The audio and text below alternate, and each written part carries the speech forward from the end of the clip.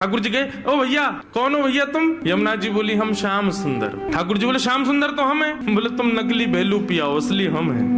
बोले ऐसे कैसे, तुम पे वंशी बजानी आवे? देखो मैं वंशी बजा के दिखाऊं। ठाकुर जी ने वंशी बजाई, उससे बढ़िया यमुना जी ने बजा दी। बोले मेरे पास काली कमली तुम्हारे पास है? यमुना जी ने अपनी काली कमली दिखा दी। सब प्रकार से ठाकुर जी अपनी वस्तु दिखावें और यमुना जी उसको प्रस्तुत करें। बोले अब कैसे सिद्ध हो कि असली श्याम सुंदर कौन है? यमुना जी बोली मैं एक टेर बजाऊंगा, यदि मेरी टेर सुन के राधा रानी बगल में आके खड़ी है गई तो समझो वही असली श्याम सुंदर। जाके बगल में किशोरी जी आके खड़ी हूँ। अब ठाकुर जी बोले हम तो मान करके बैठे, हमारे बगल में तो आएंगी नहीं, वो इन्हीं के बगल में आएंगी। जैसे ही टेर बजाई श्री जी आने लगी। ठाकुर जी दौड़ करके गए श्री जी के चरणों में, आप मैं असली श्याम सुंदर मेरे बगल में, मैं कभी मान नहीं करूंगा, आज के बाद आप मेरे बगल में बैठ जाओ, एक बार सिद्ध कर दो। श्री जी बोली कौन कौन कहां से आ जाते हैं नकली नकली लोग, असली श्याम सुंदर तो वो है। श्री जी गई और श्री यमुना जी के बगल में जाके खड़ी हो गई। अब तो सब गोपियां उन्हीं के चंवर डुरावे, उन्हीं पे इत्र छिड़कावे, उन्हीं पे गुलाब जल अर्पित करें, सिंहासन पे उन्हीं को बैठावे, उन्हीं को भोग लगावे और दूर करे श्याम सुंदर रो में। बोले मैं हूँ असली श्याम सुंदर, जे कहां से नकली आ गए हो? जैसे ही श्याम सुंदर